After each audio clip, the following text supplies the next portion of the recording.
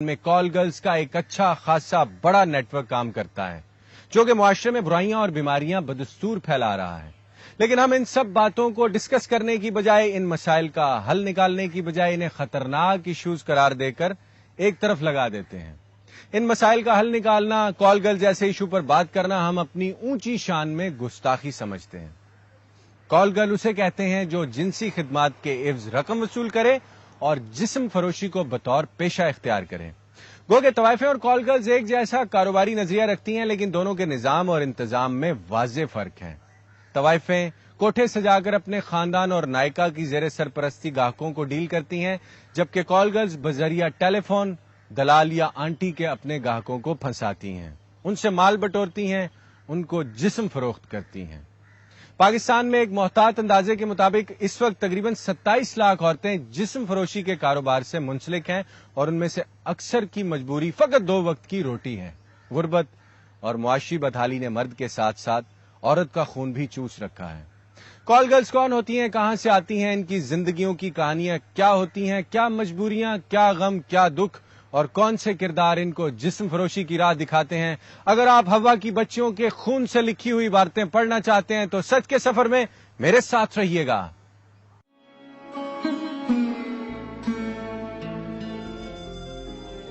धंधा करने वालियां आमतौर पर गिरोह की शक्ल में कोठी खानों में रहती हैं।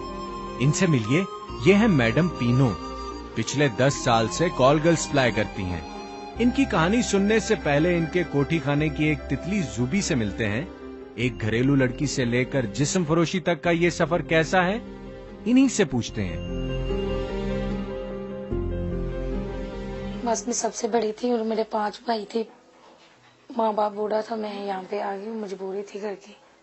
मैं तो बचपन के 10-12 साल से अपनी आंटी के घर रहती थी, मुझे घर का नहीं पता। जब जो उम्र संभाली तो इधर बस माहौल में आ गई। जब इधर आई तो इधर माहौल देखा, मुझे नहीं पसंद लगा। फिर मजबूरी ऐसी पड़ी कि इधर शौक के लिए नहीं और मजबूरी के लिए रहना पड़ा। अच्छा, यहाँ की जिंदगी कैसी है? मर्द हैं बहुत सारे, बस जो भी करते हैं काम करके चले जाते हैं। किसी की मजबूरी का किसी को क्या पता चलता है। जो भी आता है अपनी अफस पूरी करके वो चला जाता है। कोई आगे में परेशानी होती है, ये नहीं होती। कोई बदमाशी लगा के चला जाता है, कोई प्यार से कर जाता है, जो कोई पैसे दे के चला जाता है। इसका काम तो यही। राब्ता कैसे करते हैं आपके साथ लोग बाहर की दुनिया के? वो दलाल लेके आते हैं, बस कोई लाने वाला, कोई चाहत ले आते हैं, कोई इश्क ले आता है। कोई गलत काम के लिए इंसान आता है और क्या करने के लिए आना। जिनकी फाल्टी होती है उनसे तो 2000-3000 से अलावा तो बात नहीं करते। तो जो आम है उनसे तो 500-400 से बात हो जाती है। कोठी खाने का माहौल कोठे जैसा हरगिज नहीं होता। मुजरा, मिरासी, ढोल ढमक्का, ठुमका शुमका कुछ भी तो नहीं है यहाँ। लेकिन फिर भी किसी गाहक की फरमाइश पर बेसुरा रक्स तो करना ही पड़ता है।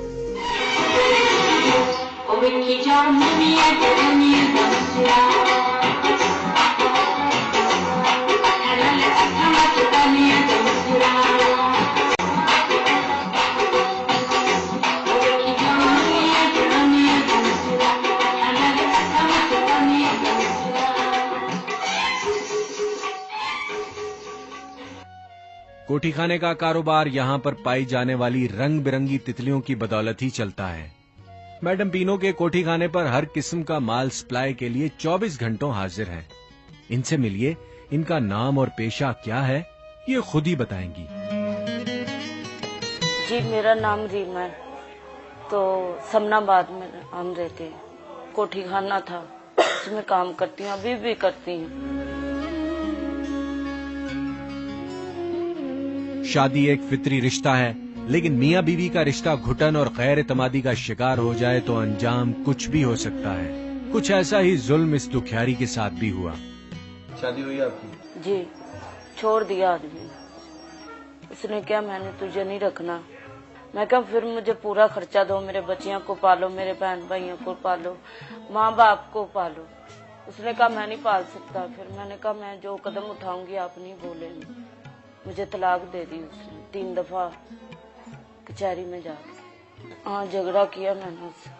कितना झगड़ा हुआ? बहुत ज्यादा।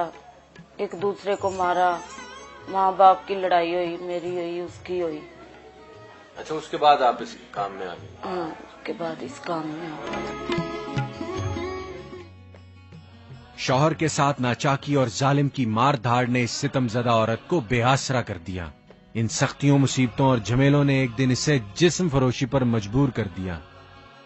एक औरत मुझे मिली थी, उसने कहा 2000 मेरे से ले ले और चले मेरे साथ। मैंने 2000 लेके अपनी माँ को दे दिया। मैंने कहा ये लो अंडी उंडी पकाओ घर में, तो मैं जा रही हूँ। मैंने 2000 दे के इधर आ गई। वालदा ने पूछा नहीं क्या काम करोगी? वालदा को अभी क्या बताए, फिर उसे अभी नहीं मालूम कि क्या करते हैं। मैं यही बताती हूँ कि काम करती हूँ कोठियों में या अस्पताल में। कॉल गर्ल बन जाने के बाद रीमा अपने गाहक को कैसे ढूंढती है और उनसे अपने जिस्म के एवज क्या उजरत पाती है, मुलाहिजा कीजिए वतने अजीज में बसने वाली एक औरत का अलमिया। लड़कियां खड़ी होती हैं, आजो आजो जाना अपने, ऐसे जैसे बुलाती हैं, आवाज देती हैं, और आदमी चला जाता है। किसी को कोई 300 दे देता है, कोई 200 दे देता है, कोई 150 देता है, ऐसे देता है। कोई है ज्यादा, कोई अच्छा आदमी आ गया बाहर का, दुबई का या कराची का या अमेरिका से, तो वो ज्यादा नहीं तो ज्यादा से 500 दे जाते हैं, इससे ज्यादा नहीं। आमतौर पर किस तरह के लोग? आमतौर यहाँ के रहने वाले जो आदमी हैं, जो हमारे पास आते हैं, कोई 200 देता है, कोई 150 देता है, 100 देता है, इससे ज्यादा नहीं देते। और ये तिब्बी गली है ना, इसमें 50 लेती हैं। इतनी इतनी खूबसूरत लड़कियां खड़ी होती हैं। कहाँ से आती हैं लड़कियां? बस कोई भागी होती है, घरों से भाग आती हैं, कोई काम की चली आ जाए, कोई ऐसे आ गई। अच्छा, मर्द जब लेके यहाँ से बाहर जाता है तो कहाँ लेके जाता है औरत? कोई होटल में ले जाता है, कोई अपने घर में ले जाता है इस्तेमाल करने के लिए। औरत और मर्द का जिस्मानी ताल्लुक दोनों की मर्जी का मरहून मिन्नत है, लेकिन बाज औकात पैसे देकर इख्तियार रखते हुए भी कुछ मर्द हजरात जिस्म फरोश औरतों के साथ जिस्मानी ज्यादती करना पसंद करते हैं। औरत को मजबूर और बेबस पाकर दरिंदों की तरह फाड़ खाने का रुझान जहालत की निशानी है। कोई ऐसे होते हैं, कोई मारते हैं औरतों को, बाल खींचते हैं, काटते हैं, 2000 में ले जाते हैं। आगे दिल चाहे तो 20 आदमी है, ऐसे कोठी बनी हुई है, 20 आदमी है, तो वो एक के साथ कर रहे हैं और ज्यादती कर रहे हैं, मार रहे हैं, शराबा पी के ऐसे ज्यादतियां कर रहे हैं। न जाने क्यों धंधा करने वाली की जिंदगी में चंद मिनट के लिए आने वाला मर्द उसकी रूह पर अपनी महरूमियों के दाग भी छोड़ जाता है। जिस्म फरोश औरत भी इंसान है, गाहक ये हरगिज नहीं सोचता। औरत से क्या चाहते हैं, बस ज्यादती कर लेते हैं। आप उसने जो जब लेके जाना तो उसने अपने दिल की पड़ास करके भेजना है लड़की को। उसने तो अपनी दिल की ख्वाहिश पूरी करके लड़की को भेजते हैं, पर हम तो गरीब हैं, मजबूरी के लिए करते हैं। बस कोई अच्छे ही आदमी होते हैं जो प्यार निभा जाते हैं। आजकल के जमाने अच्छा ही नहीं जमाना है। आज लड़की एक रखी है, दूसरी को बुला रहा है, चलो आओ उधर चलें। नायिका या मैडम जिस्म फरोशी के कारोबार का मरकजी किरदार है। रीमा इन मैडम्स के बारे में बताती है। नायिका होती है वो पैसे पकड़ती है, और जो लड़की होती है वो आदमी को अंदर ले जाती है। नायिका पैसे लेती है, 200 रुपया, 100 उसका नायिका का तो 100 लड़की का। रीमा को जिंदगी में मिलने वाले गाहकों की बदौलत तरह तरह के पुरतशद्दुद वाकयात से भी गुजरना पड़ा। अय्याश मर्दों को अक्सर औकात मामूली सी रकम के एवज लंबी तफरी दरकार होती है। एक दफा मैं गांव में चली गई शेखपुरे के साथ। उधर आदमी ना, अभी पहलियां थी सब, उधर 10 आदमी थे। इधर बता के गए कि हम 2 आदमी होंगे, तुम्हारे साथ ज्यादती नहीं होगी।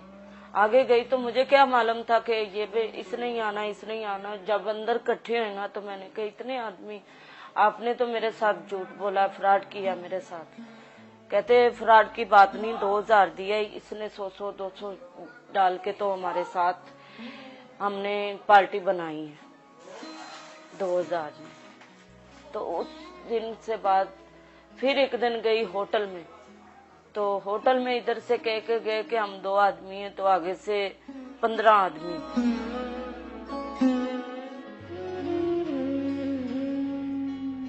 ये तो रीमा ने अच्छी तरह समझा दिया कि जिस्म फरोशी एक खतरनाक जरिया रोजगार है। कदम कदम पर औरत के लिए मौत है, तरह तरह की जिल्लतें और खतरा भी है। ये सब कुछ जानते हुए भी ये धंधा क्यों करती हैं?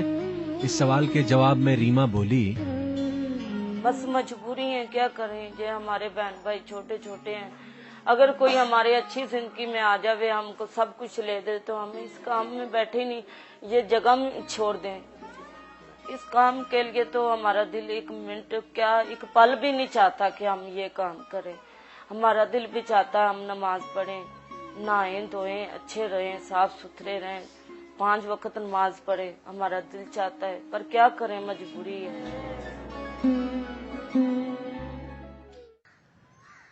गुर्बत, भूख, अफलास, बेरोजगारी, कमजोर खानदानी निजाम और नाकाम शादियों के अलावा 1001 ऐसी वजूहात हैं जो हंसी बस्सी औरत को घर की चारदीवारी से निकालकर बेरारवी और जिस्म फरोशी की दलदल में धकेल देती हैं। हमारे यहाँ एक मखसूस तबके के लोग बेटियों को ब्याहते वक्त उनके कान में डाल देते हैं कि बेटी, इस घर से तुम्हारी डोली उठ रही है, अब उस घर से तुम्हारा जनाजा उठना चाहिए। और ये सब जुबानी कलामी नहीं होता, बल्कि औरत पर जो भी गुजरे, हालात कुछ भी हों, पूरे का पूरा घराना बेटी का जनाजा उसी घर से उठाने में इंटरेस्टेड रहता है।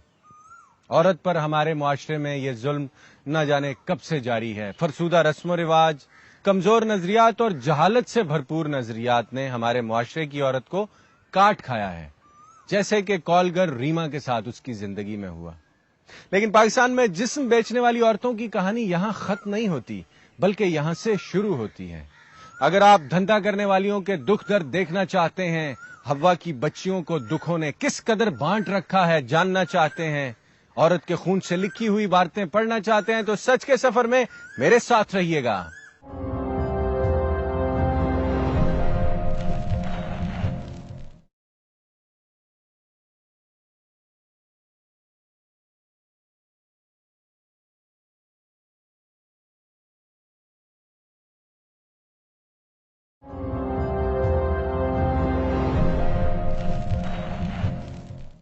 पाकिस्तान में धंधा करने वालियों को 3 तबकाती गिरोहों में तकसीम किया जा सकता है।